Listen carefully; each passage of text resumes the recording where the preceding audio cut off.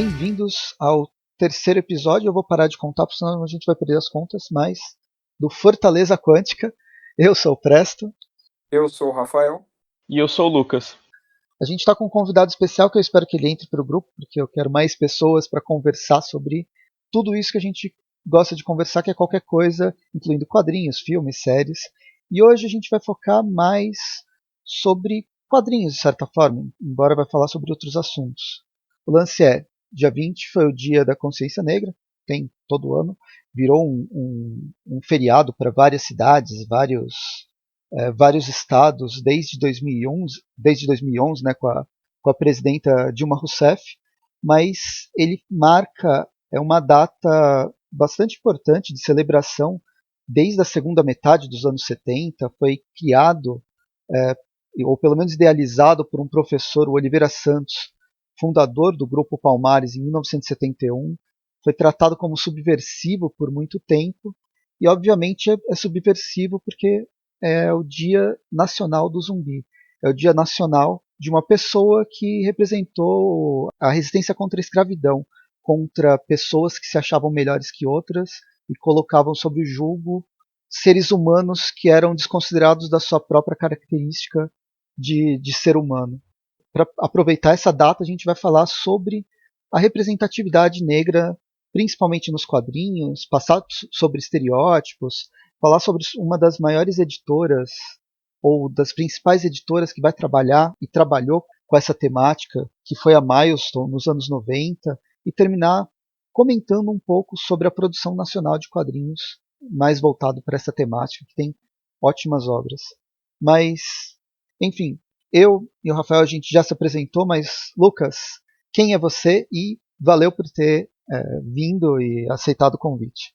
Obrigado, galera. Então, meu nome é Lucas, sou calouro do curso de Linguística da UFSCar e tenho um blog chamado HQ no Black na plataforma Medium.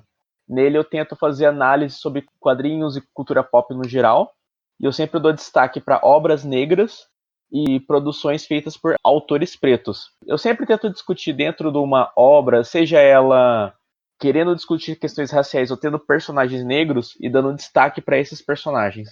Então a gente começa, vamos falar já logo sobre o tema, começar falando sobre o estereótipo. Se a gente está falando sobre negro nos quadrinhos, a gente está falando sobre a representação dele, boa ou má. E no caso, o estereótipo não é boa. É muito como que ele foi marcado e como ele foi trabalhado ao longo de vários anos e agora, felizmente ou infelizmente, porque demorou demais, a gente está repensando, ressignificando essas representações.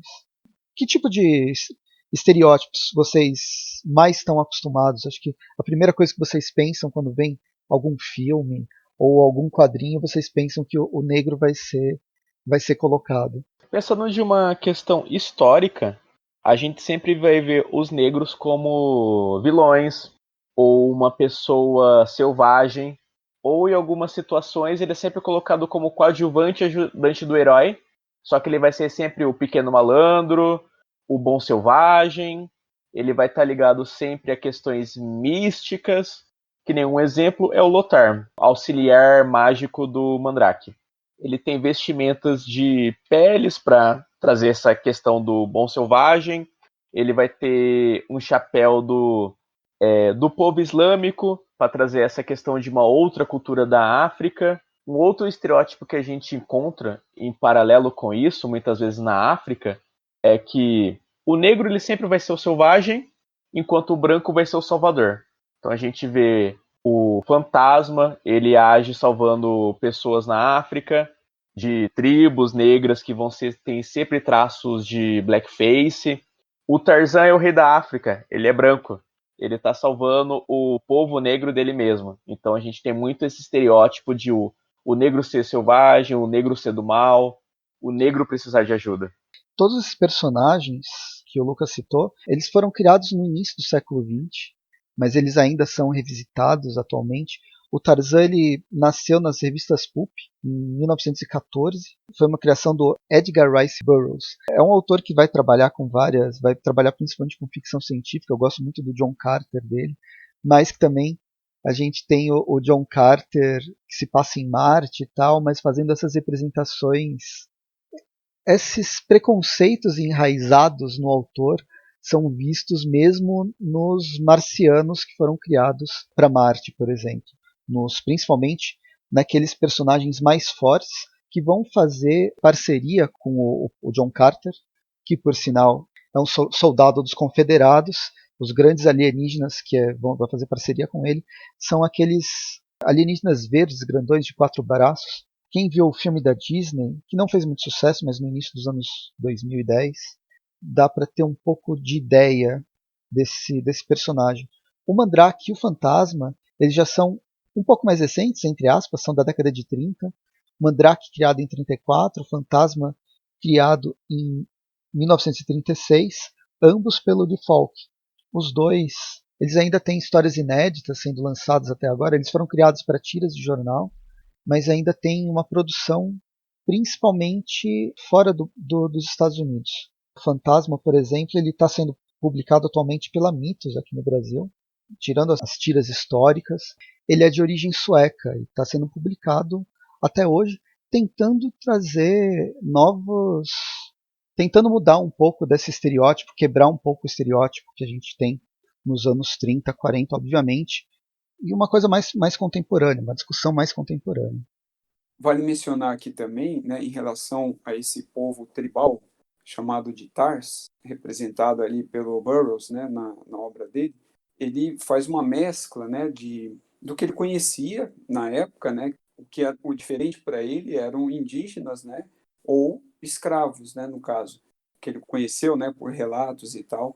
E aí ele meio que tenta condensar, né, na hora de representar esse povo, ele junta vários estereótipos, né, mas em vez de mostrar, né, que é um povo, digamos assim, escravo, né, na verdade os Tars eles eram guerreiros, né, um povo guerreiro que era temido por outros grupos, né, que viviam ali em Marte, justamente pela força bruta, né, pela resistência, né, e a força bruta, só que ao mesmo tempo eles não são muito inteligentes, né, isso é uma interpretação do próprio autor, porque de todas as sociedades, né, civilizações presentes ali na obra, né, dele, obra marciana dele, eles são os mais religiosos, né, esses stars não praticam a escrita, né, no caso, tudo é passado, né, pela oralidade, e ele ainda faz uma mescla assim, cultural bem doida, né, porque os stars também, eles não criam os filhos, né, não pode haver esse vínculo. As fêmeas colocam ovos e eles ficam acumulados, né, juntados em um lugar, né, específico lá no caso, e aí, quando os ovos, né, eclodem e tal, os tarzinhos, né, as criaturas ali nascem e eles são adotados aleatoriamente e tal, pelas fêmeas ali da espécie, no caso.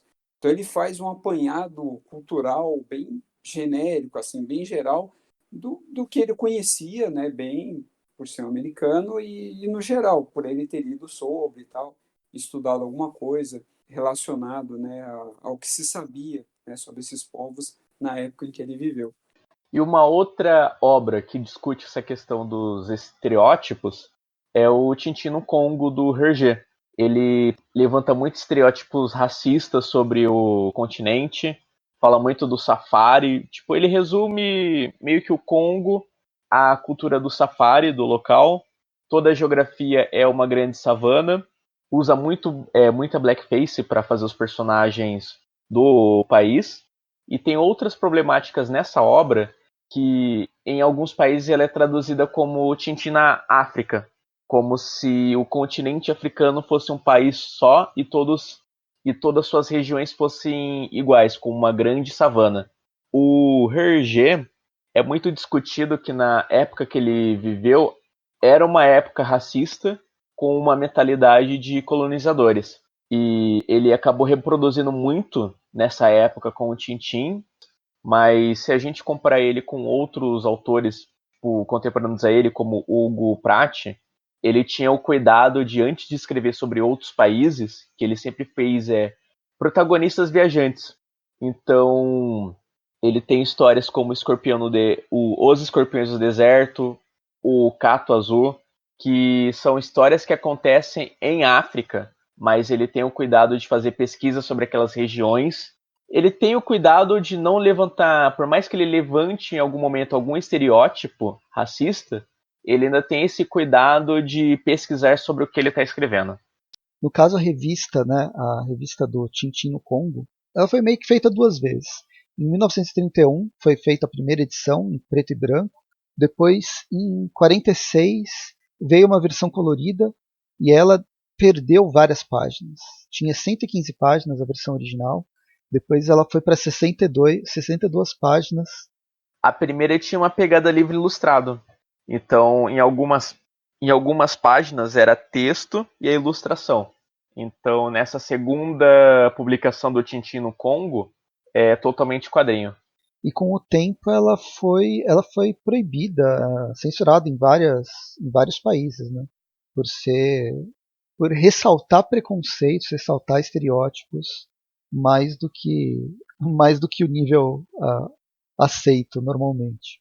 Sim, Mas a história, então, é que a história do Hergé é bem interessante e realmente, como o Lucas falou, com o tempo o Hergé ele foi mudando foi amenizando pelo menos os preconceitos, ele foi envelhecendo, ele foi mudando a cabeça como o que a gente espera que as pessoas se transformem ao longo do tempo, tenha contato com outras visões de mundo.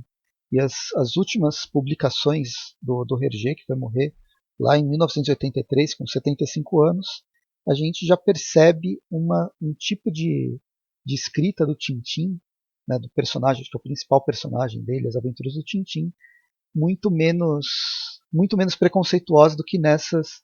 Essa aqui é a segunda obra do Hergé. Antes ele tinha feito uma outra que chamava Tintin no País dos Sovietes, só para vocês terem uma ideia de quais preconceitos que ele estava tratando contra os comunistas. Não à toa o Hergé ele fez um belo trabalho entre os nazistas, né? Mas isso é papo para um programa específico do Hergé.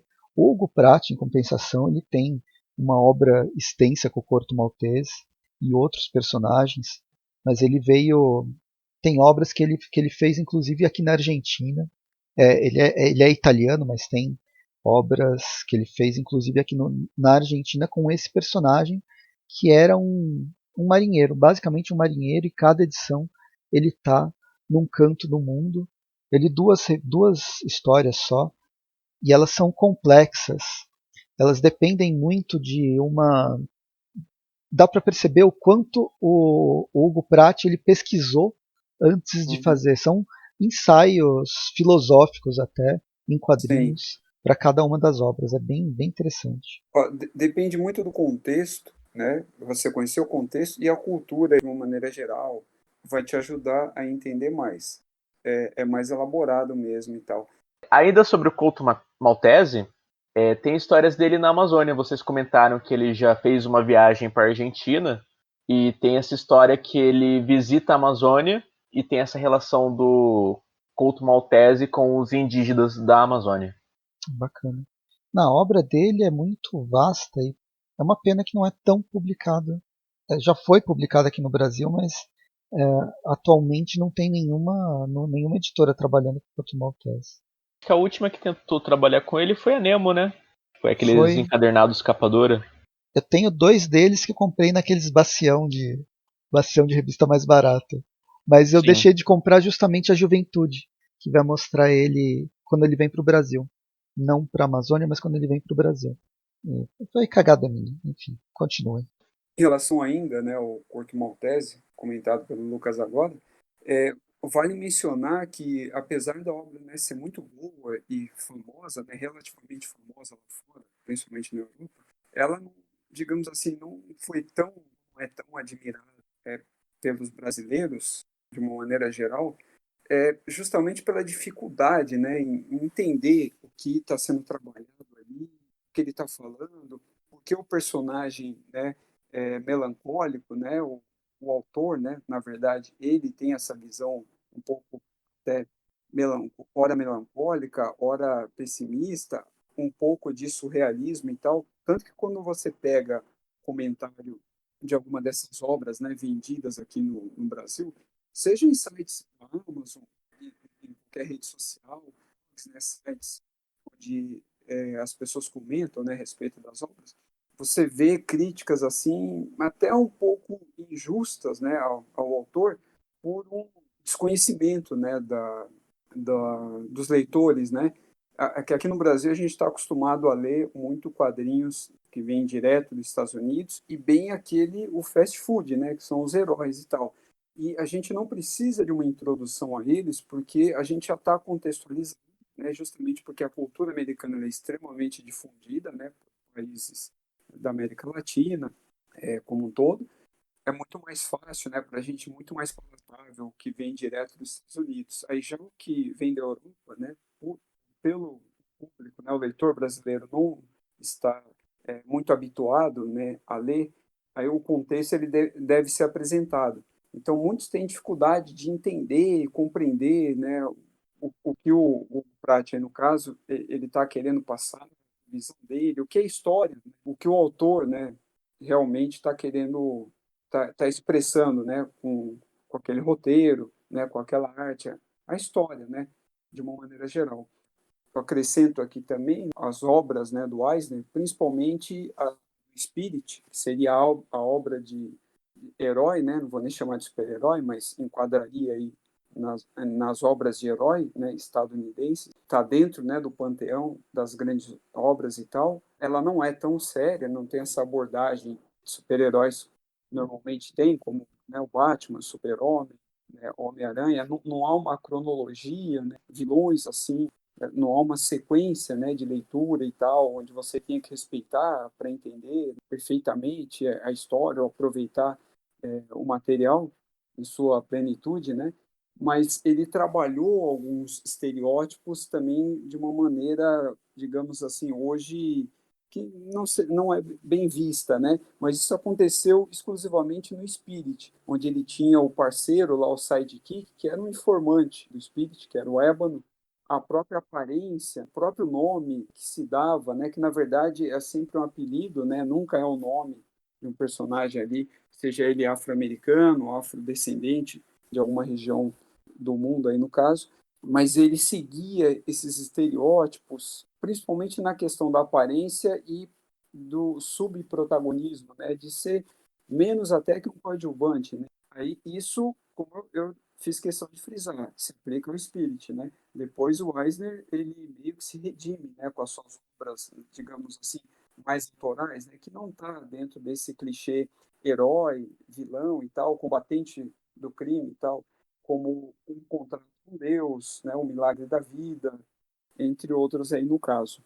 Dentre todos esses estereótipos, outro que eu acho que é muito marcado, para mim pelo menos, porque eu gosto muito de filme de terror, é filme de terror é aquela coisa, 70% é um bando de adolescente que vai fazer alguma porcaria numa noite de Halloween.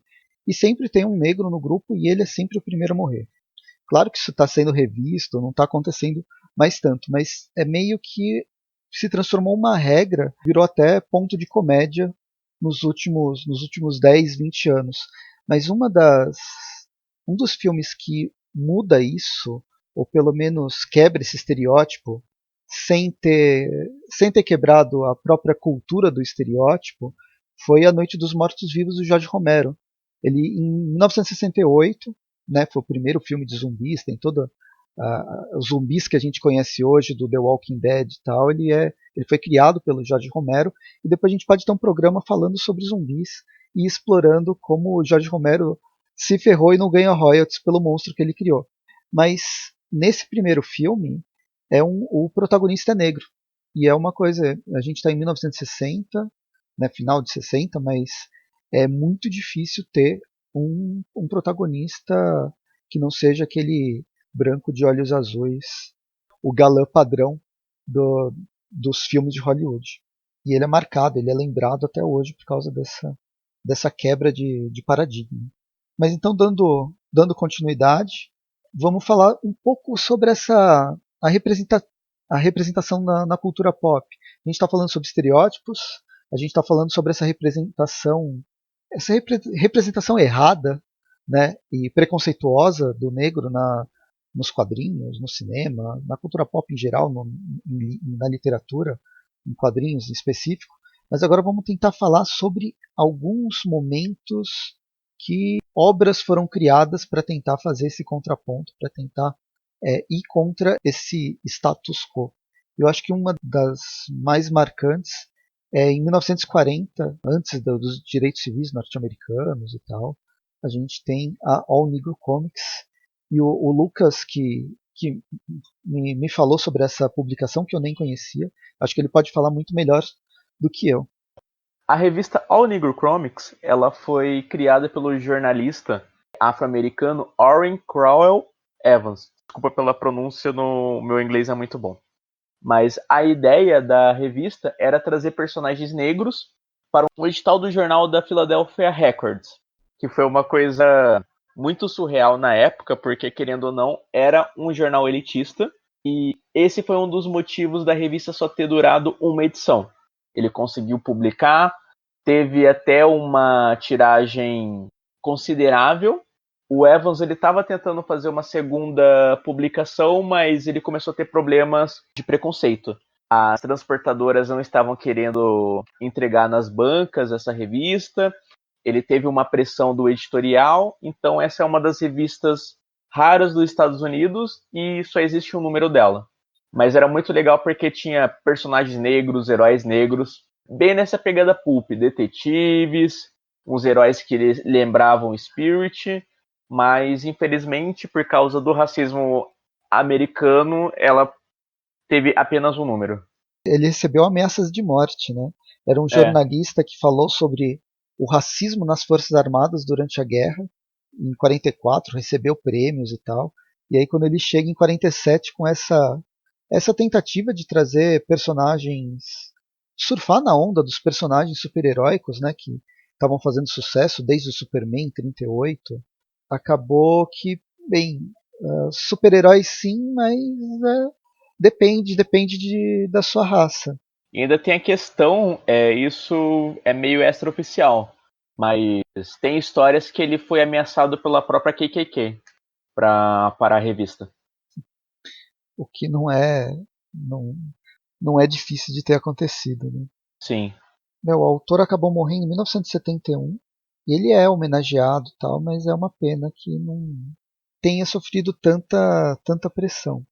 Depois dessa revista, o primeiro personagem que vai ganhar mesmo destaque vai ser o Pantera Negra, né? Na Marvel já, lá nos anos 60. Sim, ainda ele. Na época ele foi criado como uma ideia de antagonista, né? Para o Quarteto Fantástico. Na mesma época dos protestos do Pantera Negra.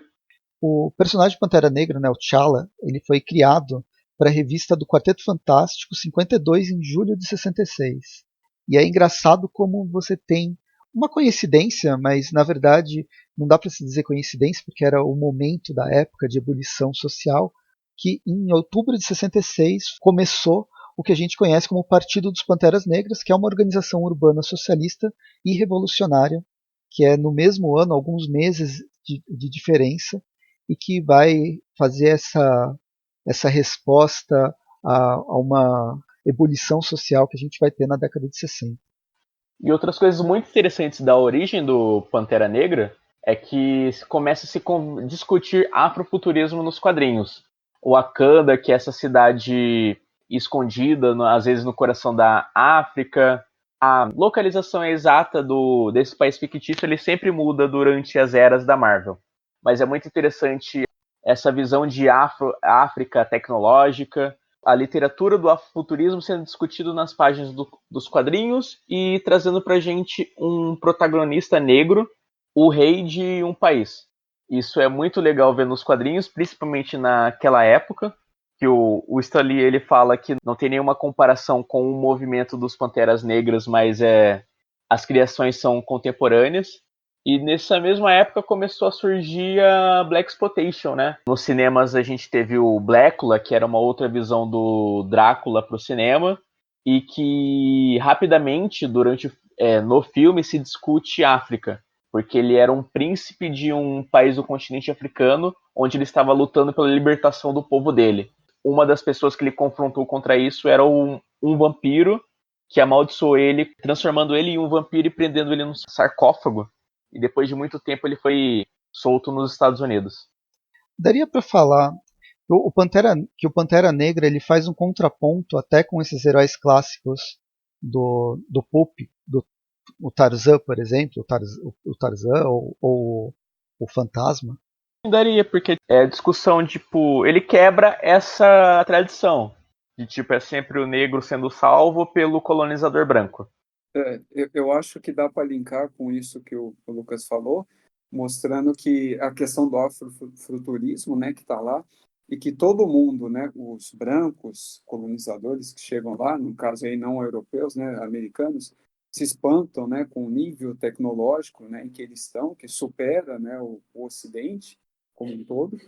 E só que também o problema é que as histórias do Pantera, a grande maioria não se passa lá em Wakanda, né? Acaba sendo nos Estados Unidos, seja a aventura dele solo ou até como integrante dos Vingadores. Aí tudo bem, é até justificado não se passar em Wakanda e tal. Mas ele tem a desculpa, né, de ser um país fechado e nenhum estrangeiro entra lá e tal. Se parar pra pensar, eu acho que é só na fase da Shuri que vai ter mais a Wakanda, e agora com o Ta-Nehisi Coates falando do Pantera Negra. Acho que as primeiras edições que foram lançadas até pela Salvat aqui, que eram histórias backup, na verdade, mas elas foram compiladas no grande arco de apresentação. Elas se passam na África, mas Sim. grande parte das histórias elas realmente deixam isso completamente de lado. Dentro do afrofuturismo, esse ano de 2020 saiu pela BBC um seriado chamado Noughts Plus Crosses. Quero que dê continuidade, que vai mostrar um universo paralelo onde a África, os países africanos, eles se uniram e conseguiram evitar o colonialismo europeu, e em evitar o colonialismo europeu, eles que expandiram a sua cultura. A gente encontra a cultura africana mesclada em vários outros países, como a gente vê os Estados Unidos mesclando sua cultura na Índia ou no Brasil. É um cenário bem interessante que vai trabalhar essa coisa de colonizador versus colonizado, mas com uma estética afrofuturista que é bem diferente do que a gente está acostumado. Vale a pena ir atrás, vale a pena procurar. Sobre essa inversão de valores, uma outra série interessante que saiu pela HBO, acho que faz uns 2 meses mais ou menos, é a Lovecraft Country, né? Que ela pega as histórias do Lovecraft, que é um autor pulp totalmente racista, e desconstrói esse racismo dele, falando sobre, trazendo uma produção negra, atores negros, e trazendo a cultura negra para uma obra que sempre foi racista. É muito interessante que essa série ela é baseada em um livro com o mesmo nome, Lovecraft Country, e a obra ela vai construindo todo esse racismo no Lovecraft. Ela vai colocando protagonistas negros, ela vai mostrando a vida de um afrodescendente nos Estados Unidos, no sul dos Estados Unidos, onde é a parte mais racista na década de 50. É uma série bem legal, adorei esse seriado. Eu acho que ela perde um pouco no último episódio, mas a série como um todo, ela tem uma característica antológica. Cada episódio trabalha com um gênero narrativo diferente, e depois tudo se amarra numa grande história maior. Mas ela faz um papel muito legal de discutir realmente o racismo estrutural norte-americano, mas que também não é muito diferente do racismo estrutural brasileiro. Disso, assim, pensando na estética da série, eu gostei muito que ela soube trazer a essência do que é uma obra pulp. Principalmente naquela abertura do primeiro episódio de 5 minutos, mostrando aquela guerra, sci-fi, com alienígenas, coisa do tipo. Acho que se na época no começo das histórias pulps, se eles tivessem tecnologia para fazer uma cena de cinema com efeitos especiais e todas essas coisas, seria aquela introdução do Lovecraft Country. Agora, voltando para os quadrinhos, a gente tem outro personagem, acho que muito importante, que é o Luke Cage. Ele foi criado para a revista Heróis de Aluguel, em 72, né, o personagem da Marvel, e que ele trabalha com muito do estereótipo, mas transformando ele num herói. A gente está nesse momento do Black Exploitation, no momento onde a cultura negra está sendo mais explorada economicamente, obviamente, né, por Hollywood, pelos quadrinhos e tal, pelos Estados Unidos em si, mas a forma de explorar essa cultura é uma forma de certa forma, de inclusão. E aí o Luke Cage, quem assistiu a série da Marvel, né, da Netflix, agora, acho que foi 2016, 2017, ou quem acompanha os quadrinhos sabe que ele é um personagem super forte, ele tem uma certa invulnerabilidade muito alta, mas inicialmente ele foi criado como um ex-presidiário que sofreu experiências em laboratório, por isso que ele ganhou essa super força, mas ele foi preso injustamente. Nas primeiras edições vai trabalhar como que ele foi preso, por que ele foi preso, e provavelmente vocês já devem conhecer várias histórias de pessoas sendo presas injustamente. Em geral, elas são negras porque são os primeiros a não ter direitos jurídicos. Em relação à série, é legal comentar também que ela é bem fiel, né, ou mais próximo, que a gente pode chamar disso, em relação à origem, né, mostrando ele sendo incriminado, né, ele preso injustamente e tal, e as brigas dentro da prisão e as experiências realizadas lá que dão, né, origem aos poderes dele, né, que é a super força, invulnerabilidade e tal. E principalmente da parte assim, ela faz uma homenagem ao visual clássico na série, que eu acho legal mencionar. Assim que ele sai da prisão, ele pega uma camisa amarela, né, no varal e tal, e ele ainda está com os apetrechos. Isso foi muito bem pensado, uma sacada bem legal de quando ele ainda estava encarcerado e sofria, né, pelas experiências, que é uma algema, né, um par de braceletes que funciona mais como algema e uma tiara, né, algo na cabeça que justamente fazia parte, né, do equipamento utilizado, né, na experiência dele. É só um parênteses aí no caso, dessas séries, né, da Marvel que foram canceladas e tal da Netflix, é uma das que eu mais gostava, assim, e é uma das que eu mais recomendo, principalmente pela parte da música. A parte sonora dessa série, ela é espetacular. Sim, essa parte é muito interessante das músicas, porque tem rappers envolvidos na produção da trilha sonora toda dela. Saiu um item de luxo para colecionadores, que é um disco de vinil com essas trilhas sonoras. Eu achei muito massa esse vinil. Nossa, é espetacular, cara. E só para você ver a participação ela aparece na série A Esperança Explode, né? Que eu gosto muito dessa musicista e tal. Ela aparece, né? Num dos episódios, acho que já na segunda temporada, e no começo aparece ela cantando e tal. Então, essa afirmação, né? Principalmente essa parte da música, né? O grafite, o visual no geral, assim, a questão das comunidades, marca muita presença. Então, eu acho que ela foi muito bem realizada, assim, muito feliz na, em sua realização, né, como um todo. Uma coisa que eu gostava muito da série era o escritório do Cottonmouth, que para mim é a melhor cena da série, que é no primeiro episódio, quando ele tá batendo num dos capangas dele. Que o enquadramento fica simétrico e mostra o quadro do Notorious Big e ele fala a célebre frase dele: todos querem ser rei, mas só existe uma coroa.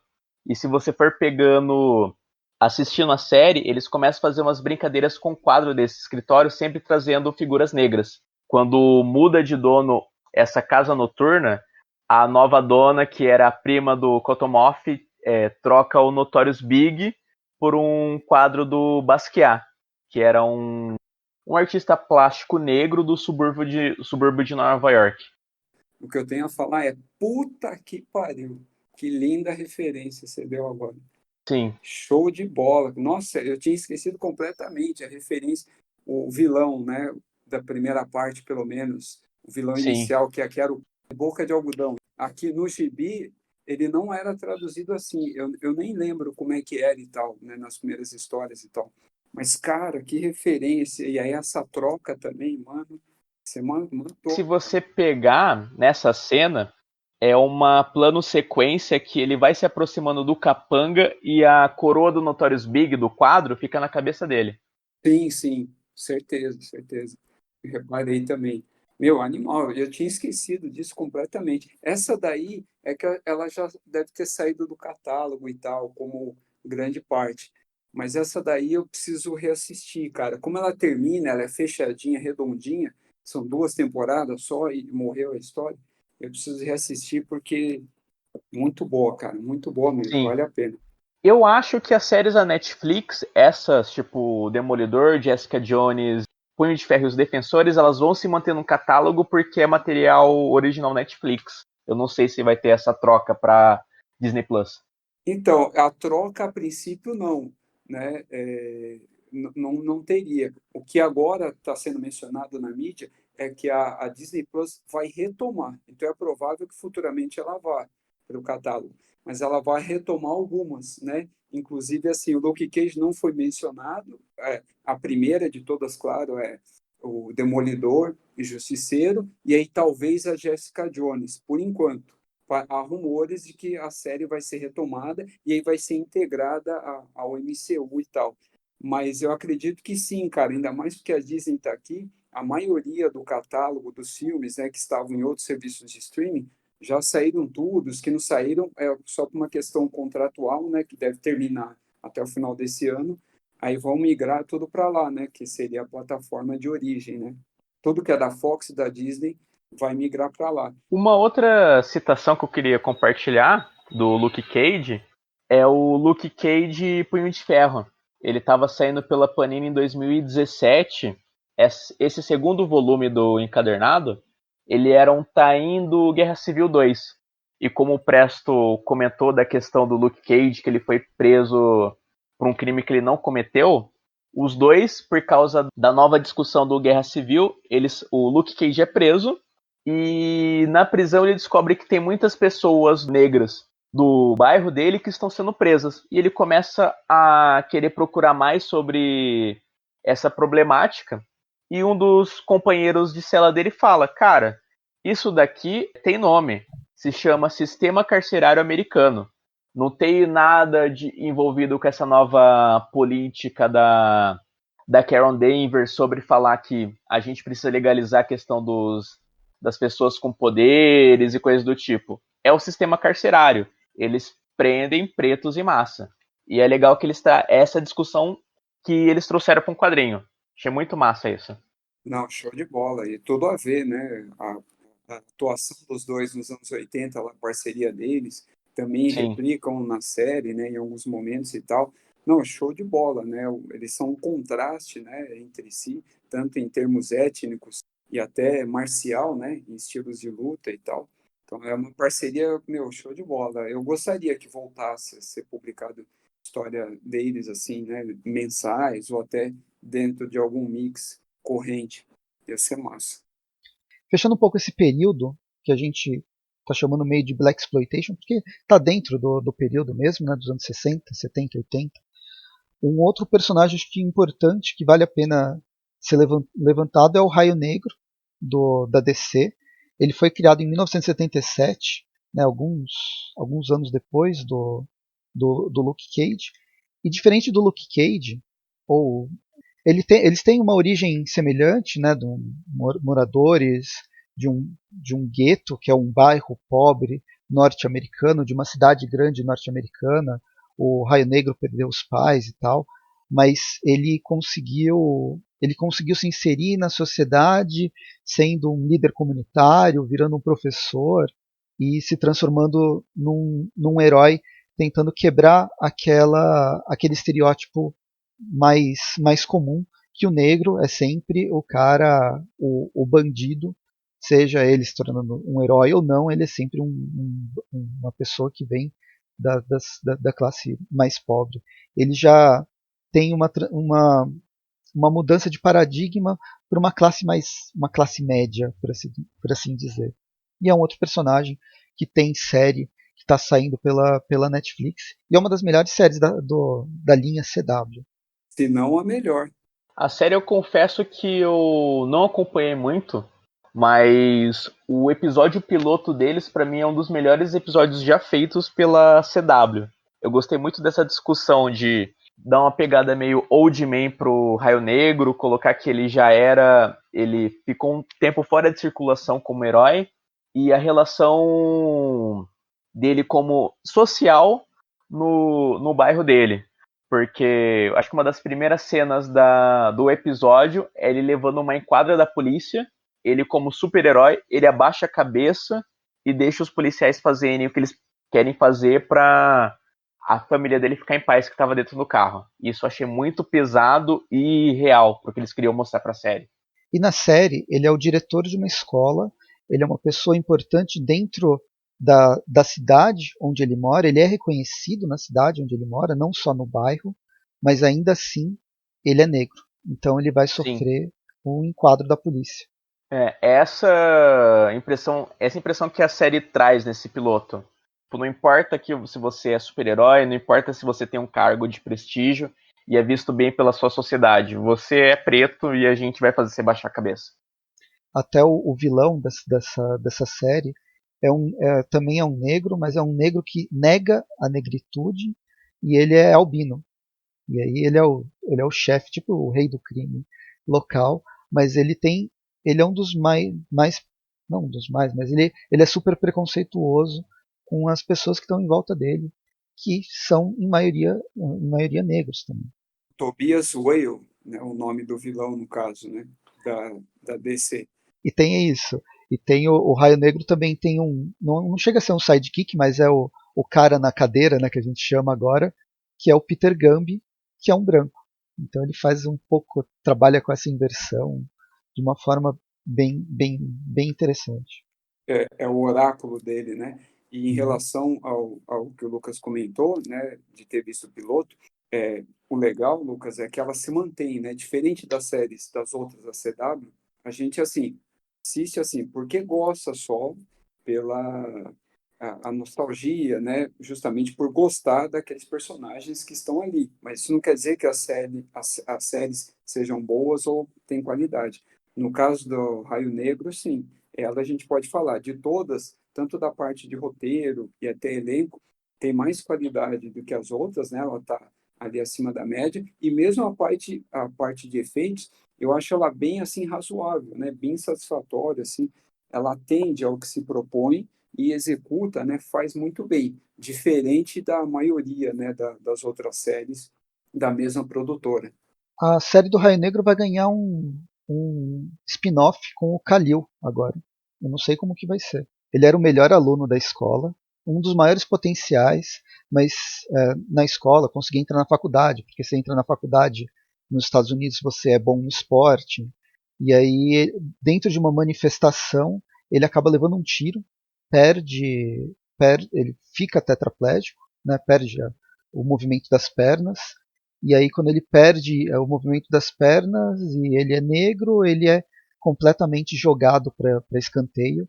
E é o Tobias Whale que acaba cooptando ele para uma espécie de rato de laboratório e transforma ele num personagem, transforma ele num vilão, mas alimentando, tanto criando essa parte tecnológica super-heróica não, mas de superpoderes, quanto alimentando o ódio que ele acaba criando da sociedade que coloca ele para escanteio, porque ele não faz mais o papel, ele não tem mais função na sociedade. É bem interessante. Ele tem toda uma trajetória que vai terminar agora no final da terceira temporada, mais ou menos tentando buscar uma redenção, que é o que deve ser essa série. O nome dele, enquanto vilão e personagem até, aí vale a pesquisa aí, é o Painkiller, né? Seria a alcunha dele de super vilão, né? Inicialmente, que ele foi aprimorado, ele se sujeita à experiência, né? Patrocinada, eu acho que pelo crime organizado, e aí ele se torna o Painkiller, né? Seria um dos, não vou chamar de braço direito, mas uns dos capangas, né, do Tobias na série. A trajetória do Raio Negro, ele foi criado, né, em 77, mas ele no fim nunca teve muita participação no universo DC. É, apenas algumas participações, tipo em grupos secundários, como os Renegados, né, nos anos 80, né, que é o do Batman, recuperado agora na fase do Renascimento. Ele já participou da Liga da Justiça em alguns momentos, mas é um personagem, infelizmente, de segundo escalão, mas ele é super poderoso. De certa forma, ele deve ter inspirado um outro personagem que a gente vai falar mais pra frente, que é o Super Choque. Mas enfim, vamos fechar um pouco esse Blaxploitation. Tem muitos outros personagens que foram criados. O Rafael fez uma lista, elencou vários personagens. Você lembra quais você tinha pesquisado? Sim, sim, vale a pena a menção aqui, pelo menos para o pessoal saber que existem, né, esses personagens, porque a gente acaba lembrando só daqueles que estão no mainstream, né, que estão em voga nesse momento, principalmente pela mídia televisiva e tal, não tanto pelos quadrinhos, mas vamos lá, só por cima, do lado da Marvel, a gente tem aqui o Falcão barra Capitão América Sam Wilson, né, que ele é de 69, o John Stewart, Lanterna Verde, que é da DC, ele é de 71. A Vixen, personagem feminina da DC, que é de 81. A Aurora, da Marvel, né, a Tempestade, que é de 75. O Tigre de Bronze, o anti-herói, ex-vilão e anti-herói do Esquadrão Suicida, do lado da DC, obviamente, é de 75. O Blade, o Vampiro Caçador de Vampiros, que é de 73.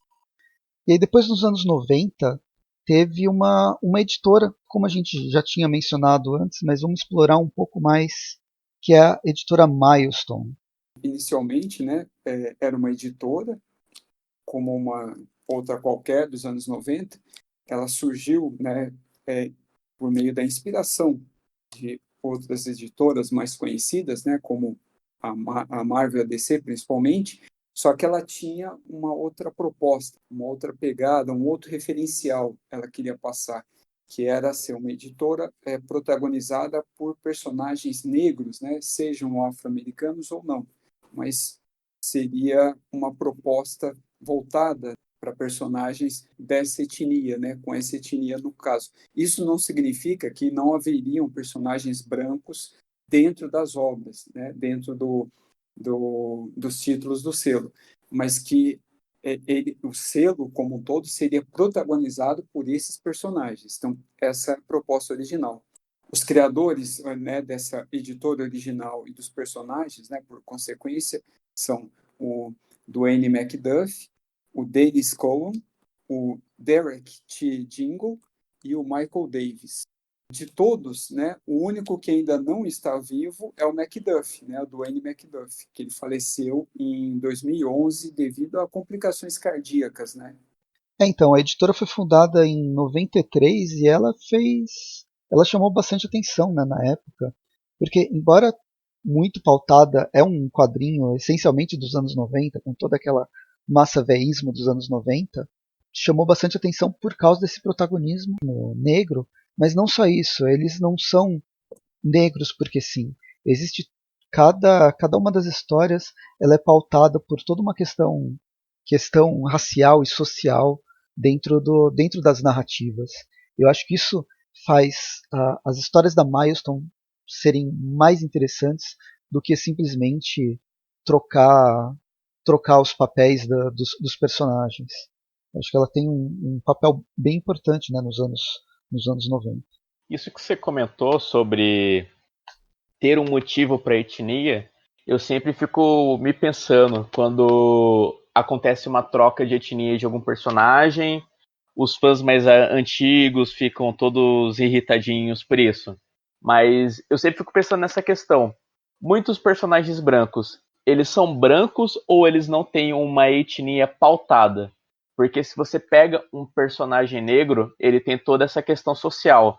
Ele vem de um bairro que é em maioria negro, ou que tem todo um histórico de lutas negras. O núcleo familiar dele vai ter questões negras como que a gente pode lembrar do Miles na Marvel, ou até mesmo do Super Choque. Eu sempre fico pensando nisso. Os personagens negros, em maioria, eles têm esse motivo, eles têm essa bagagem para ele ser negro. Enquanto muitos personagens que as pessoas reclamam que teve a etnia mudada ou teve seu gênero mudado, gera toda essa repercussão. Sim. É uma reflexão bem interessante, porque quando o personagem é pensado como negro, ele precisa ter essa bagagem étnica, tecnicamente, em todas as suas histórias, ou na sua história.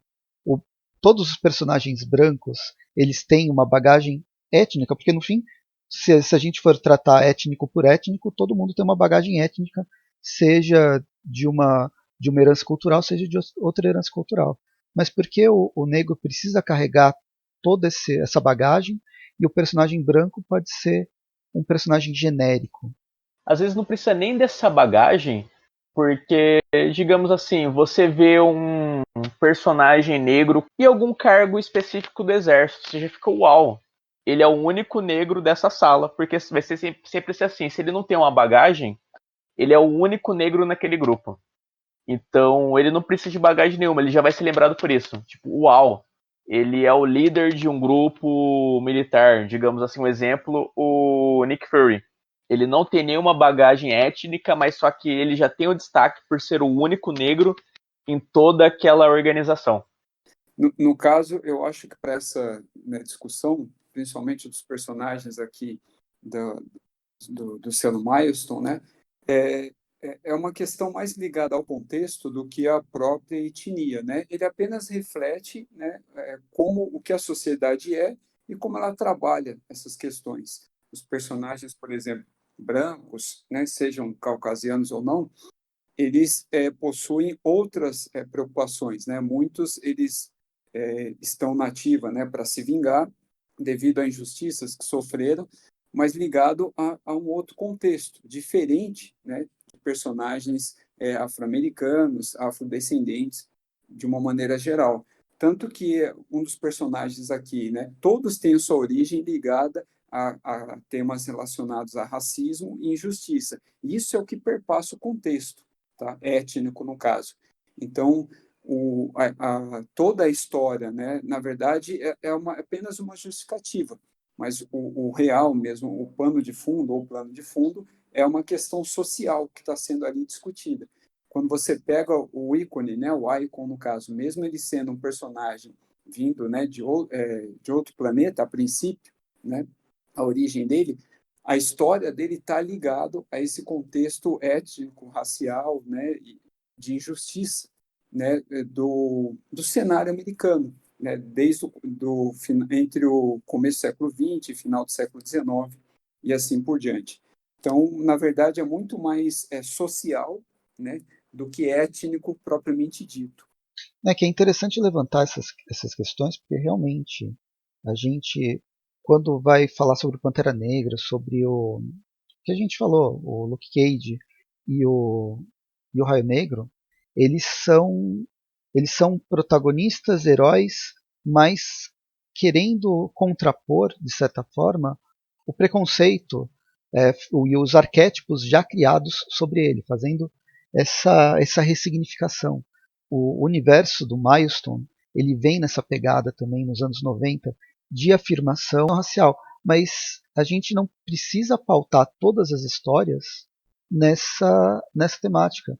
Eles são muito mais que isso. Eles são.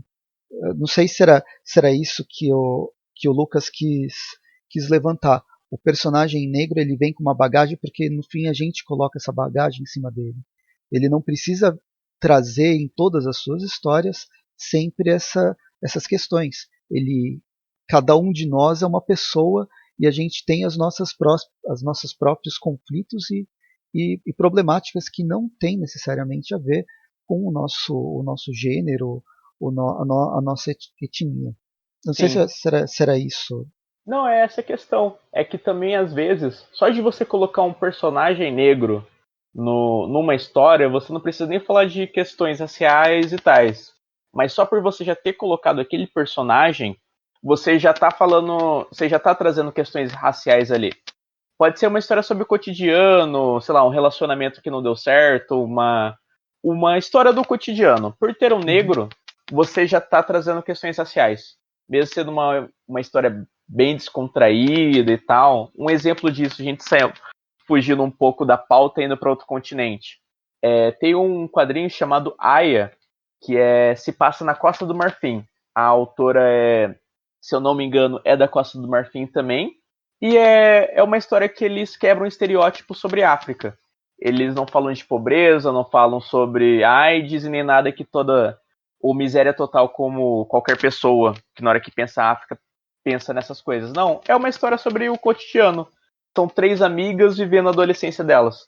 E para mim, ainda você, por ter personagem negro, você está falando de raça, sem levantar questões de racismo e coisas do tipo. Acho que o melhor exemplo disso é a animação do Super Choque, porque tem todas essas discussões de forma sutis e às vezes elas não, sei lá, o Super Choque para mim ele fala de questões raciais sem falar de questões raciais. Na minha infância, eu não, do meu núcleo familiar, eu não tive essas discussões.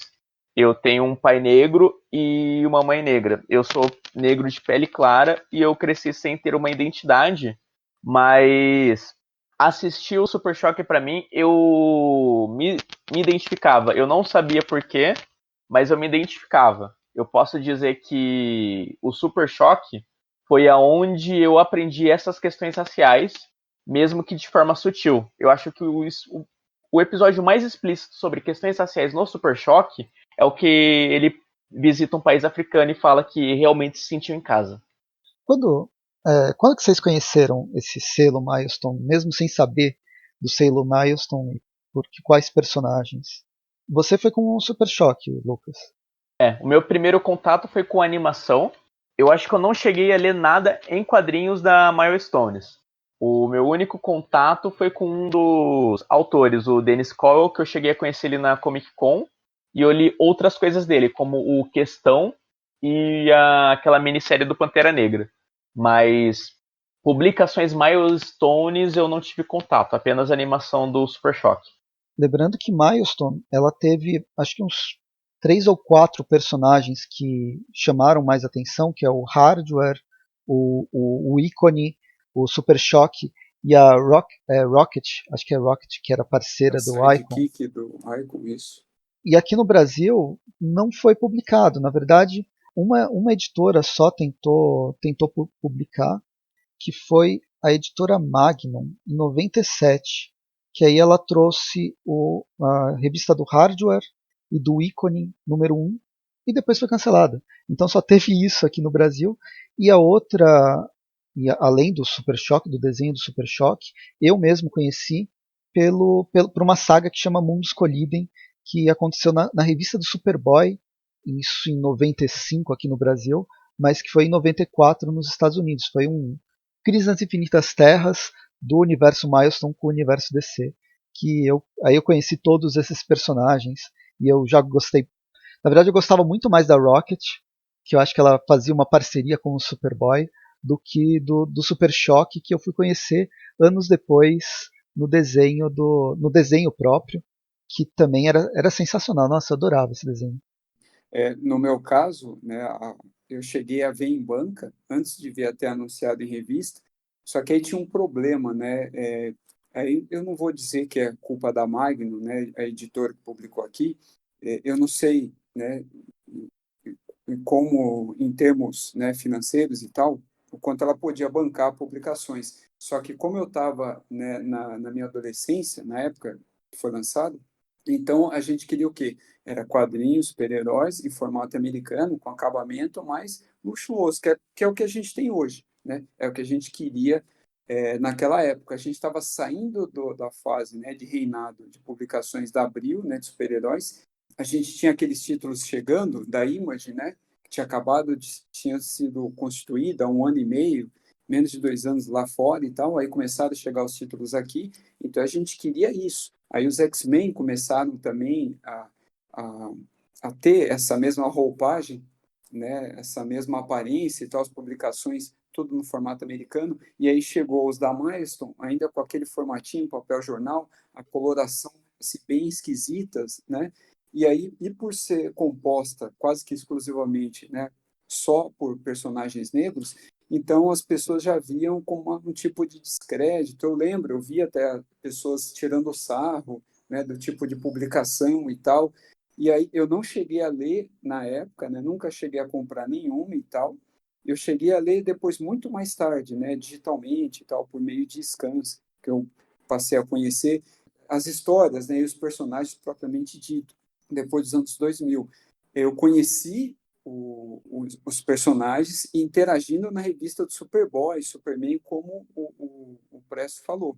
Foi ali que eu li alguma coisa onde eles realmente apareciam, mas os títulos originais eu acabei lendo tardiamente, quando a editora ela já havia encerrado as atividades, né? Vamos dizer assim. As histórias se passavam em um universo próprio, né? Que seria uma Dakota fictícia, onde os personagens atuavam e tal. A editora ela teve uma vida relativamente curta, né? Ela foi de 93 a 97.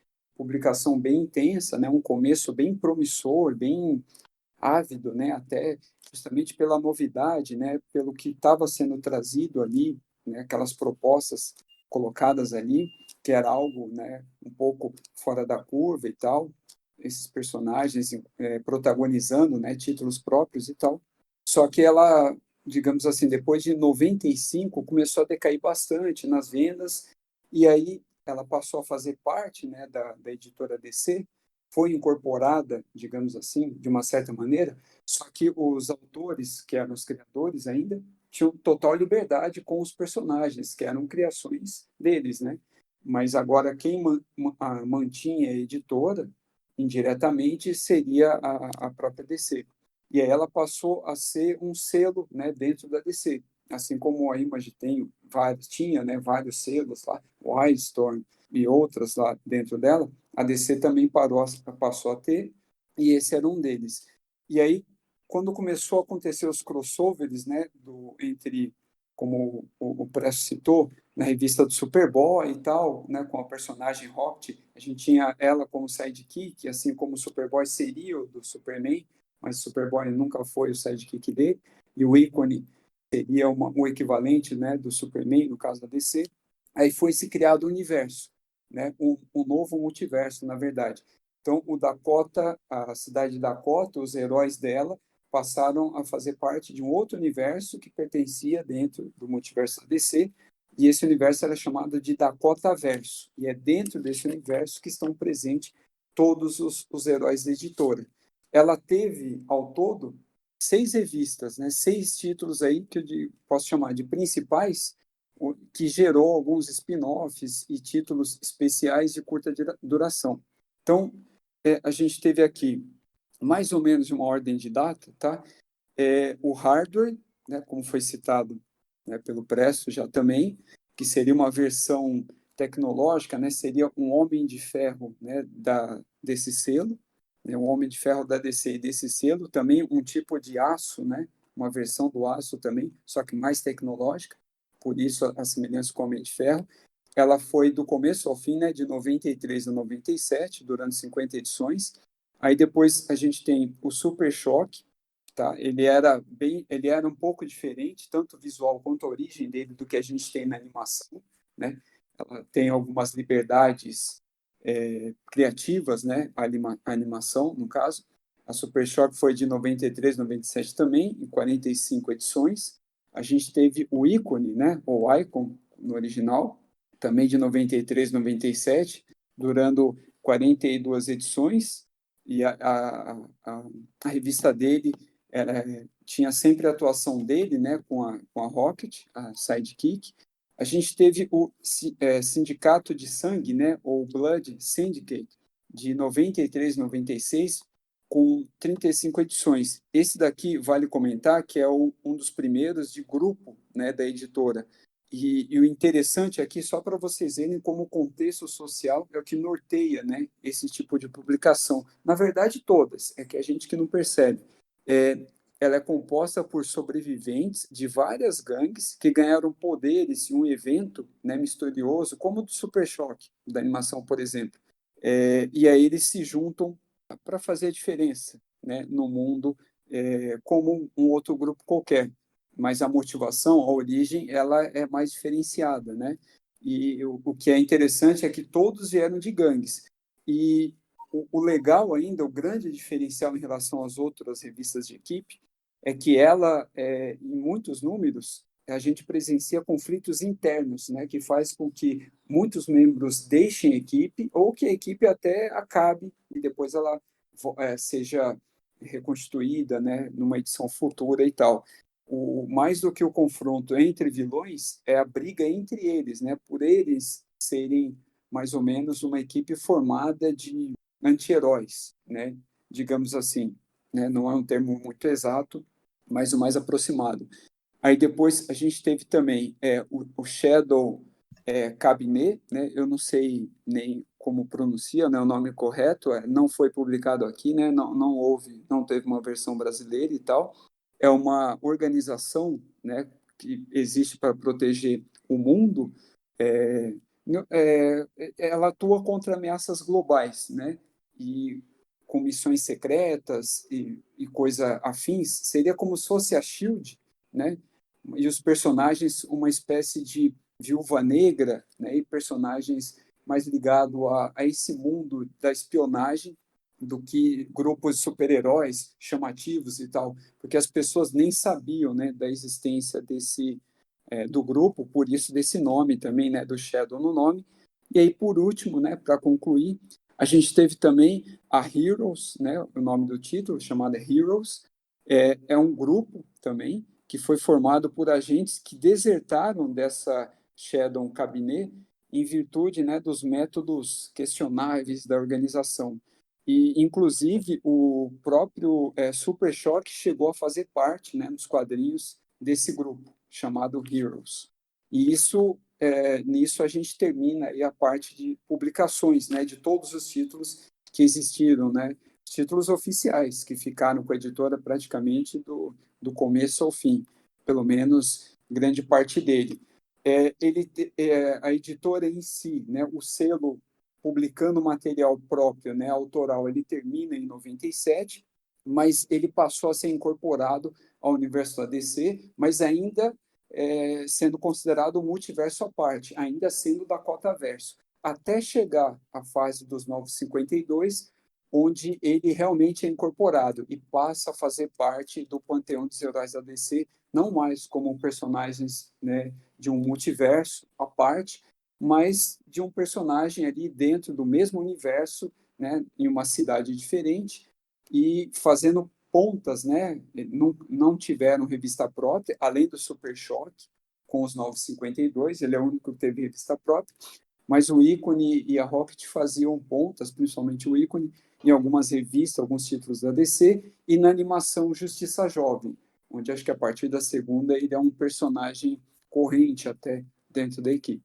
A entrada desse universo para o universo DC, essencialmente, vai ser lá para 2009 só, principalmente a partir do Super Choque, que é o personagem que mais conseguiu conquistar outras pessoas fora dos quadrinhos, por causa, obviamente, da animação. Um dos episódios que eu mais lembro do Super Choque, que eu curtia pra caramba, é quando ele foi pro futuro.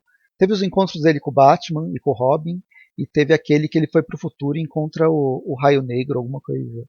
Ou era o Batman do futuro que encontra o Super Choque já envelhecido.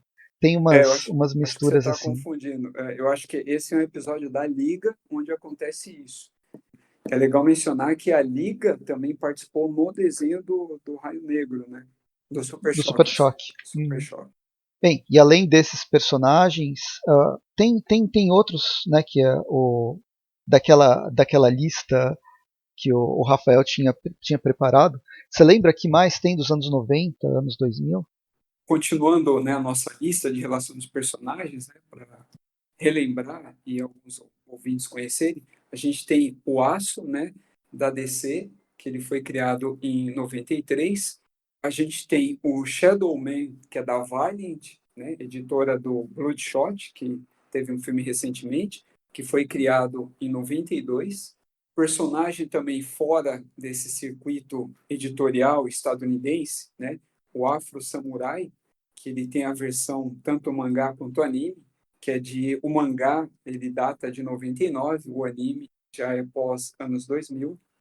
Do lado da Image, a gente tem o Shadowhawk, né, que seria um Wolverine genérico da editora, mas com uma personalidade própria e tal, foi criado em 92. O Spawn, né, que é o ícone máximo da editora, pelo menos da parte de super-heróis fantasiados. Depois, só para passar rápido, pelos anos 2000 também teve vários outros personagens sendo criados. Acho que um dos principais é o Miles Morales.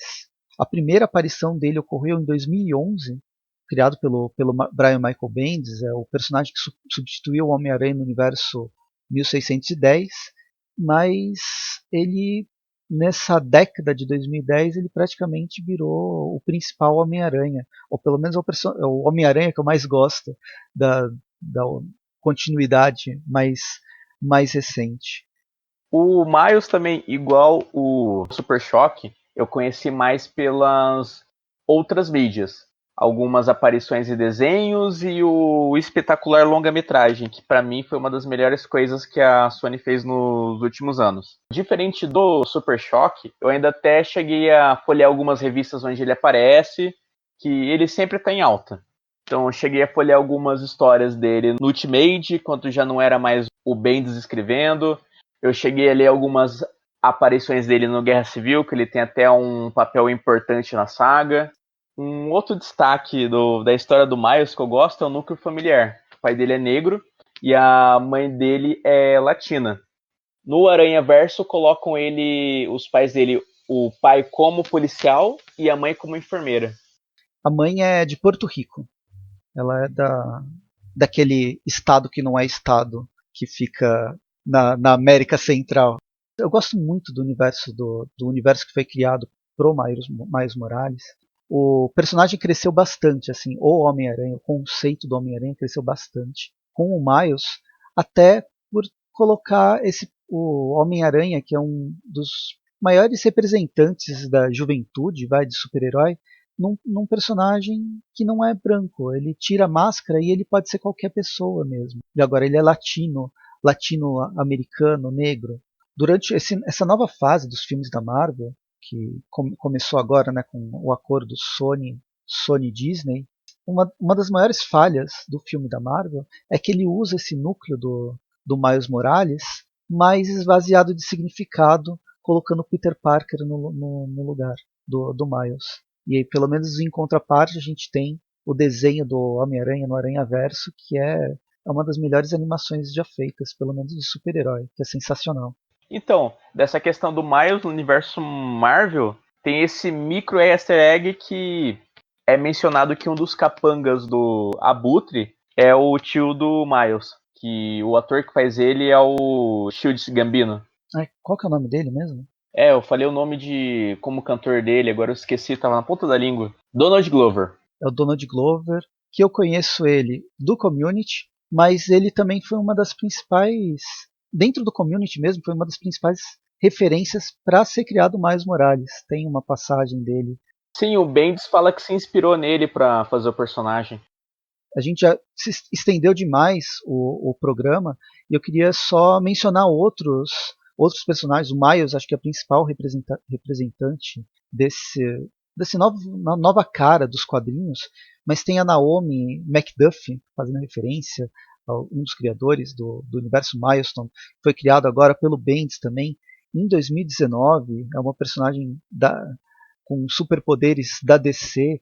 Tem uma outra que chama Peony McGill, é Star Blossom. Ela foi criada pela Gayle Simone num especial de aniversário da Mulher Maravilha em 2016 e agora ela foi retomada na Mulher Maravilha 750, numa revistinha pequenininha, só em homenagem mesmo, em lembrança daquela de quando ela foi criada. Foram 2 momentos só. São 2 personagens negras muito interessantes que precisam ser melhor desenvolvidas. A Naomi está sendo, e eu queria que essa garota, que é uma criança que tem poderes com flores, ela pode participar dos Novos Titãs muito facilmente. Mas tem outros personagens, e mais uma vez o Rafael fez a sua pesquisa e a lista de várias outras criações. Continuando nossa lista, né, agora de 2000 até os dias de hoje, a gente tem a Pantera Negra Shuri, né, do lado da Marvel, criada em 2005, né, pelo menos enquanto Pantera. A gente tem o Isaiah Bradley, né, que é o Patriota, a versão do Jovens Vingadores, né, criada em 2005 também. A Riri Williams, né, que seria a versão feminina do Homem de Ferro, pelo menos por enquanto, foi criada da Marvel, né? Foi criada em 2016. O Flash Wally West, criado da DC, né? Criado em 2014, né? O Wally West é negro, né? E é isso. E fechando, esse programa ficou muito maior do que os outros programas. Vamos falar um pouco sobre os quadrinhos nacionais, a produção nacional que é crescente, e é muito legal que ela é crescente. A gente, eu, o Lucas, principalmente, a gente vem acompanhando nos nossos sites específicos, eu lá no Chapéu da Presto, o Lucas no HQ no Black, com a temática, ou não necessariamente com a temática, mas com o protagonismo de personagens negros, a gente queria elencar e comentar um pouco sobre a produção mais recente. Eu acho que daria para começar com Black Friday, é um quadrinho independente do Robson Moura e que foi lançado, foi uma publicação lançada pelo Catarse, ele tem até um formato meio widescreen, mas que vai compilar várias páginas que o Robson Moura escreveu e lançou na internet todas as sextas-feiras, produzindo. Elas buscam reflexão, discussão sobre esses temas da Sexta-feira Negra. Né? A gente tem em novembro o Black Friday, evento consumista maior de quem, principalmente dos Estados Unidos, e que está tentando pegar aqui no Brasil. Mas o nome Black Friday já é um nome um tanto quanto cheio de carga preconceituosa. O Robson Moura vai trabalhar esse conceito e trabalhar os preconceitos da vivência que ele tem como um negro de uma cidade grande.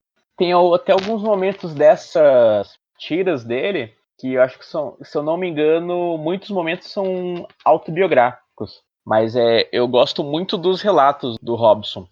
Tem até a questão que ele faz um comparativo das empregadas com a época da escravidão, falando do quartinho de empregada, da forma que ela tem que tratar os filhos dos seus patrões e coisa do tipo. Sim, então os quadros, ele traz essa discussão atual, né, do negro na atualidade marginalizado, mas em paralelo com essa herança escravocrata. Sim. E aí tem a revista começa com a imagem de um negro preso num objeto de tortura, só para vocês terem ideia. Tem até algumas questões que ele trata sobre o visual do negro. Às vezes a gente se prende tanto a estereótipos que acabamos esquecendo de falar sobre a beleza preta. Tem algumas páginas eu não sei se ele está compilado no quadrinho, mas nas postagens da internet dele tem uma que ele fala sobre tipos de cabelos pretos. Eu acho muito legal isso. Tem, eu lembro, estou com a revista em mãos aqui. Ele faz o traço dele é bastante interessante. Ele tem uma variedade, na verdade, de traço para fazer essas diferentes representações. Ele fala sobre o discurso, esse discurso racista que está impregnado em várias outras manifestações que a gente tem no dia a dia, seja em piadas, seja na própria igreja.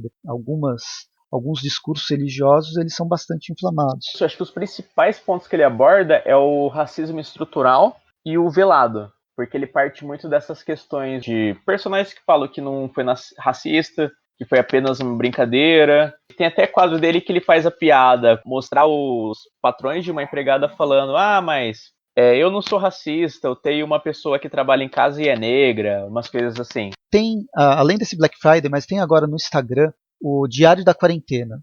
E nesse Diário da Quarentena é um artista que vai mostrar o diário de uma empregada doméstica dentro de um apartamento de alto padrão. Não lembro se é no Rio de Janeiro, alguma coisa assim. E que mostra essa situação. É bem pesado, mas é muito legal, muito bem feito.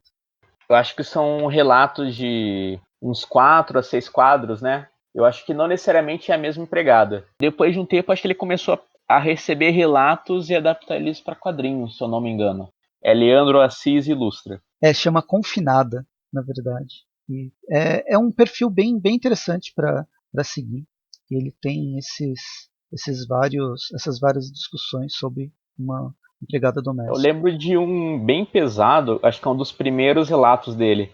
É uma casa que trabalha 3 empregadas e elas começam a falar das questões de quarentena, que elas não vão conseguir sair de casa porque tem crianças e idosos na casa. Aí a dona da casa fala que não vai pagar elas para ficar em casa e elas falam: a gente não vai conseguir continuar trabalhando aqui e vão embora. Aí a terceira que fica, ela fala: se você quiser, você pode ficar dormindo aqui, então aí você não tem problema de ficar saindo e infectar sua família. Aí ela comenta: sim, eu fico, mas eu quero o salário das outras duas. Aí ela fala: beleza, eu te pago metade do que elas ganhavam. E o final da história, ela tá falando pro WhatsApp com elas, falou: ó, eu vou ficar aqui por vocês e o dinheiro a mais que ela me pagar, eu vou passar para vocês. O diário dela continua e a chefe dela, né, a dona de casa lá, ela chega, tem um certo conflito, aí ela faz uma festa, a empregada fica puta da vida, como assim você faz uma festa aqui? Ah não, mas todo mundo está confinado, então ninguém tem Covid. E aí no fim a mulher pega Covid, e aí ela tem que ficar confinada. E a dona da casa, ela tem uma ideia. Ela é aquele tipo de pessoa que não quer ser racista. Ela fala que não é racista, mas na verdade é super racista.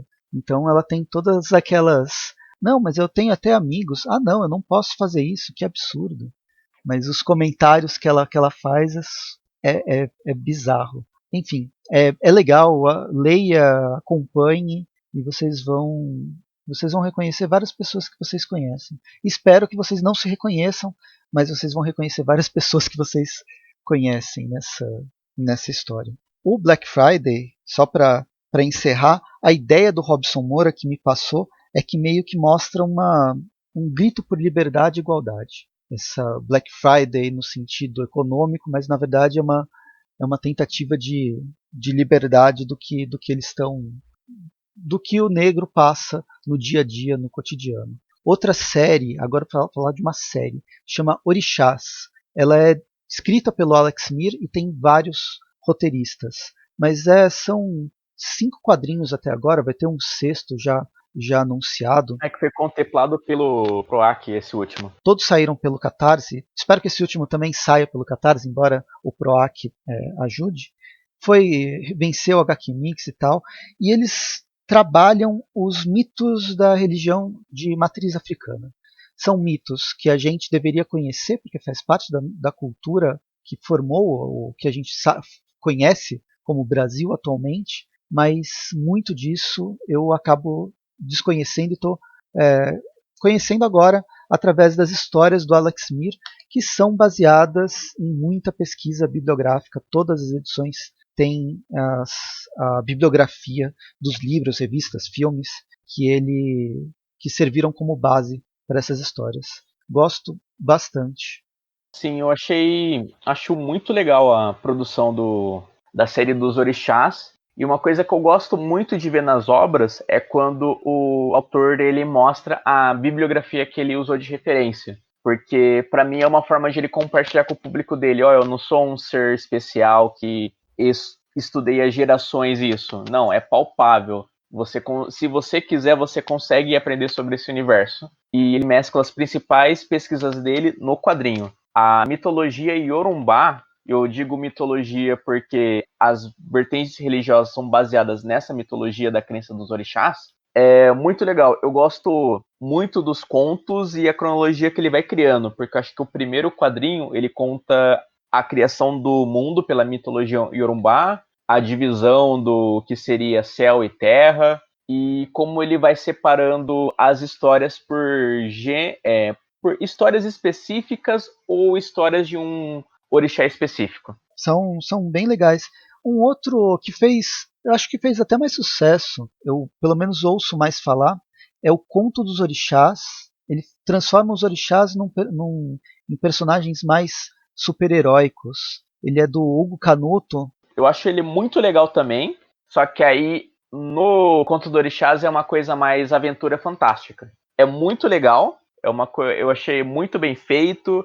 Ele se baseia muito naquele traço de personagens mais musculosos como Jack Kirby fazia, Splash Pages e tal. As duas obras têm méritos por coisas diferentes. Enquanto o Alex Mir está querendo fazer algo mais histórico, o Hugo Canuto quer fazer uma coisa mais heróica. Legal. Conto dos Orixás eu quero ler. Esse é um dos que eu não conheço. Eu sei por ouvir falar aquela coisa. E ambos é uma coisa que eu gostaria de, tipo, ver na escola. Acho que a maioria das obras que a gente vai falar aqui eu vou repetir isso. Eu queria ver isso na escola, porque é uma forma de você discutir questões negras com adolescentes. É obrigatório agora no currículo escolar falar da história afro, mas se a gente for pegar a bibliografia, os autores, a gente vai ter a história de África contada por brancos. A gente vai pro vestibular, tem que ler histórias do continente, mas a gente vai ver os autores, é tipo o Mia Couto,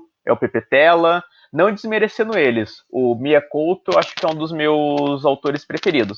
Mas se é pra gente falar de história negra, por que a gente não chama pessoas negras para falar sobre ela? Trazer protagonistas negros para falar sobre ela. Falando em protagonistas negros, acho que um dos principais ícones e que dá nome ao dia que a gente tá comentando nesse podcast é o Zumbi, e ele é um dos personagens, um dos protagonistas de Angola Janga, e acho que vale a pena falar de Angola Janga e Cumbi, do Marcelo de Salete, que são obras premiadas não só no Brasil, mas também fora dele. Ele ganhou o Eisner, né? Sim, o Cumbi chegou a ganhar Eisner e o Angola Janga levou o Jabuti. E eles basicamente vão contar. É uma obra de peso. O Marcelo de Salete começa a pesquisar em 2004. O Cumbi foi lançado em 2014. Então, em 10 anos fazendo essa pesquisa, ele é quadrinista, ilustrador, professor. Ele fez mestrado em História da Arte. E nesse meio tempo, ele vai fazendo essa pesquisa bibliográfica para embasar a obra que ele queria falar sobre Palmares. Existem outras obras, existem boas obras em quadrinhos, em cinema, mas o Marcelo de Salete queria fazer uma obra de fôlego e se destacar, fazer uma obra diferencial, fazer uma obra bastante densa sobre o assunto.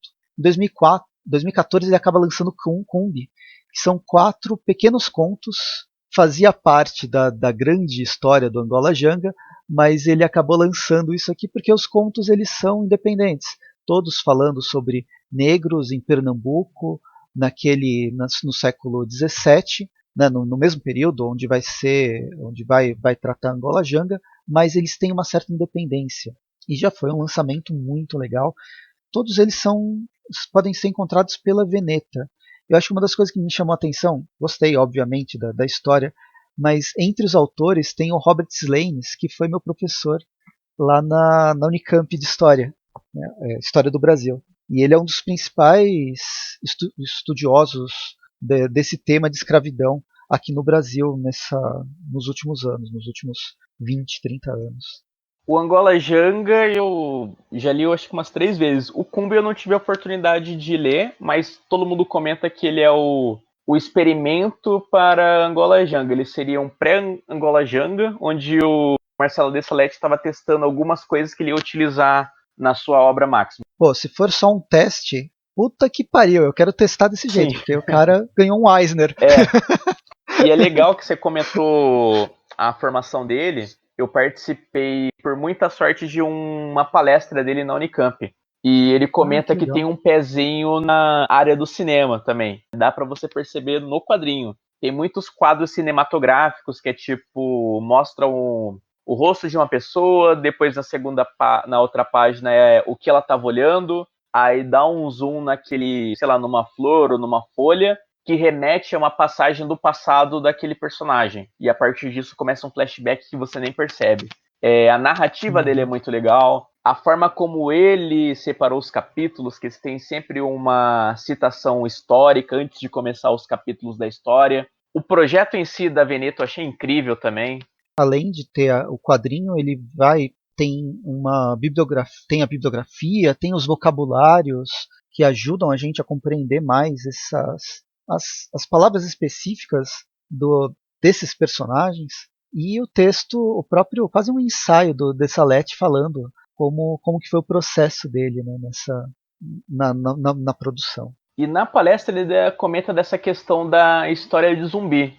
Ele fala que pesquisou bastante antes de começar a produzir a obra, mas só que agora, depois de publicada, o objetivo dele é que Angola Janga seja apenas mais uma história sobre Palmares. Ele quer ver uma fomentação de pesquisas, ele quer ver uma fomentação de mais produções sobre Palmares, sobre esse período onde os negros que foram escravizados, eles estavam lutando pela liberdade deles, não esperando uma princesinha assinar de boa vontade uma carta. Teve muitas revoltas, teve muita luta, um povo que é taxado como escravo, mas na verdade é um povo escravizado. Um dos papéis fundamentais na criação dessas histórias, delas fazerem sucesso e estarem permeando agora, entrando conquistando cada vez mais público, e como você disse, Lucas, que o Dessalete quer que isso aqui gere outras e outras histórias sobre o período, buscando outras perspectivas, outros autores, afinal,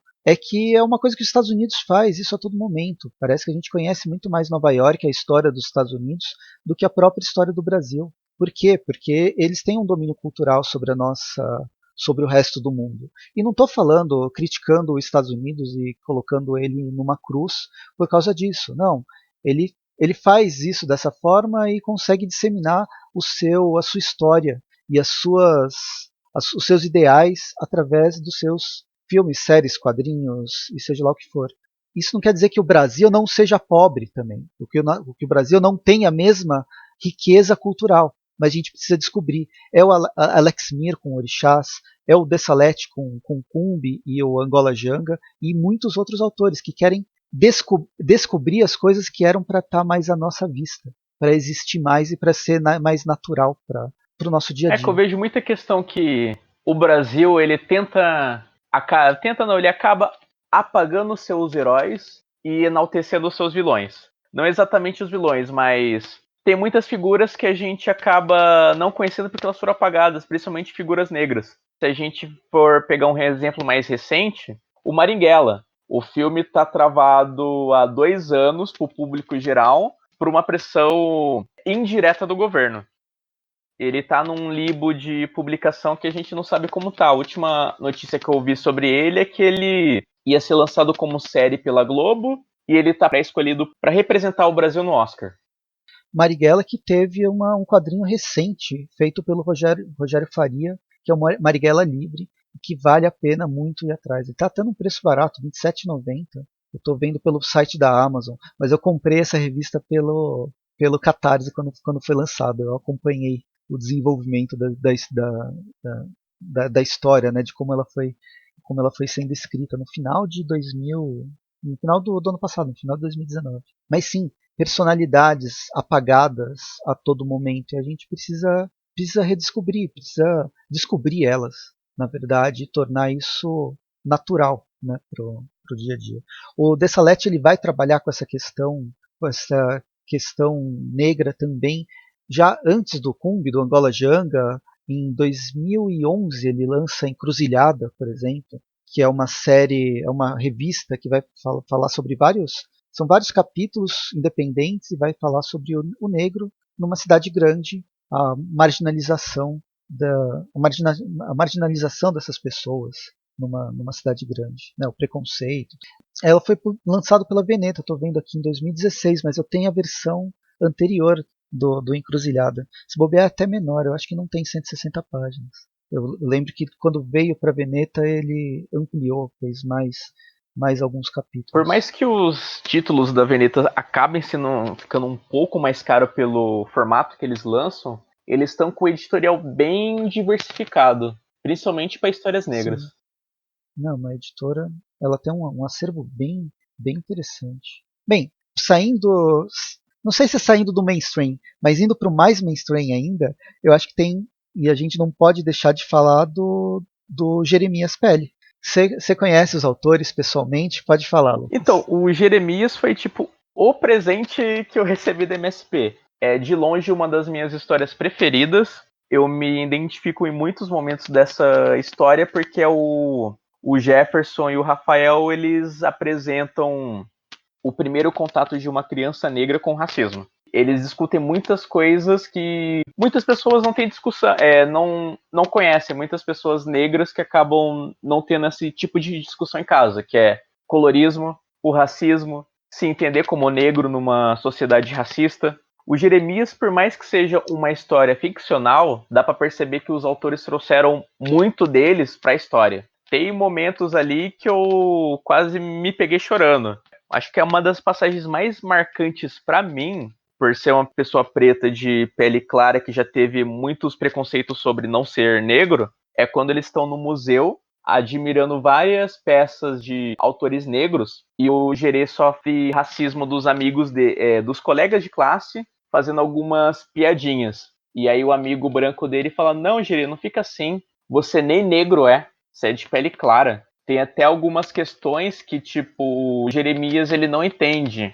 E em alguns momentos tem uma passagem do quadrinho que fala sobre um trabalho de escola, tipo, cada um vai escolher uma profissão e o Gerê ele escolhe ser astronauta. Aí a professora que é branca dá risada junto com todos os alunos e fala: "Não, por que você não quer ser pedreiro?" É uma coisa assim mais palpável na perspectiva dela. E uma outra coisa assim que eu achei bem bacana da dupla de autores do Jeremias é que eles colocam o comandante da Brasa, que é a empresa C, que seria uma analogia à NASA brasileira. Esse comandante ele é um personagem negro. Por mais que eu acho que ele não tenha nome, eu li todos os quadrinhos do astronauta, eu não lembro de terem mencionado o nome dele. Essa é a grande referência para o Jeremias, o comandante negro da Brasa. Então, o Jeremias é uma revista lá daquele selo MSP, quer dizer, é um dos personagens criados para a turminha do Cebolinha, depois a turma da Mônica. E dentro da gráfica MSP, o Rafael Calça e o Jefferson Costa lançaram em 2018, né, em abril de 2018 a revista. E ela chamou muito atenção, foi muito bem aceita, é uma revista bem interessante. Essa passagem na escola, ela me lembra também o Todo Mundo Odeia o Chris e a diretora da escola que acha que não é racista. E ela sempre faz aqueles comentários. No Todo Mundo Odeia o Chris é a mesma temática. O Chris é o único negro na escola de italianos La Corleone, de Nova York, né, que se passa nos anos 80 e tal. E também trabalha, uma outra referência que também trabalha com essa questão de racismo, racismo estrutural, um racismo que às vezes a gente não percebe ou a gente fecha os olhos, que é o pior. O Jeremias ele está com uma segunda edição já em pré-venda. Começo de dezembro agora, o Jeremias Alma. Com a mesma equipe, né, uma continuação. E, enfim, vamos finalizar isso indo para as últimas duas grandes obras, ou duas obras que a gente quis levantar. Dois quadrinhos escritos por autores que são arquitetos também e vão falar sobre um bairro da sua cidade. Eu estou falando do Beco do Rosário, da Ana Luísa Koller, e o outro é Indivisível, da Marília Mars. É o TCC dela de arquitetura e ela analisa a questão histórica do bairro da Liberdade, que ela traz à tona a questão que, antes de ser um bairro de imigrantes, ele foi um bairro escravocrata. Por isso o nome Liberdade tem muito significado dentro desse nome do bairro. Eu gostei muito do projeto gráfico, que ele é uma versão flip-flop. Você gira o quadrinho de cabeça para baixo e no que seria o final do quadrinho tem uma segunda história. Então, ela colocou as duas capas idênticas para você ler o quadrinho fora de ordem. E são duas histórias que se conversam, mas em cronologias diferentes. O outro que eu tinha falado, esse Beco do Rosário, da Ana Luísa Koller, ela vai contar uma história de um bairro em Porto Alegre. Ela também é arquiteta. E aí ela lança a primeira versão, ela lança em 2015. Eu comprei na Comic Con.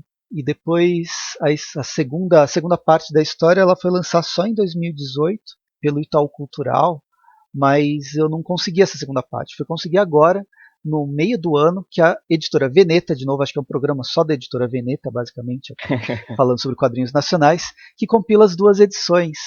E é uma arte muito sensacional, num traço num traço mais claro, que vai contar a história, vai contar o cotidiano de algumas famílias negras, principalmente de uma garota que ela é super inteligente, só que ela é pobre e negra e não vão deixar que ela tenha a sua liberdade de fazer o que ela quer, principalmente no início do século XX. A história se passa, ela começa em 1912, depois vai para 1925, vai falar sobre racismo, machismo, vai falar sobre gentrificação, que é a época onde as cidades brasileiras elas sofreram várias reformas, reformas higienistas, né, desde o final do século XIX até início do século XX, mas essas reformas que vão trazer as grandes avenidas e vão embelezar, entre aspas, o centro, também vão demolir várias casas e vão jogar essas pessoas que moravam no centro.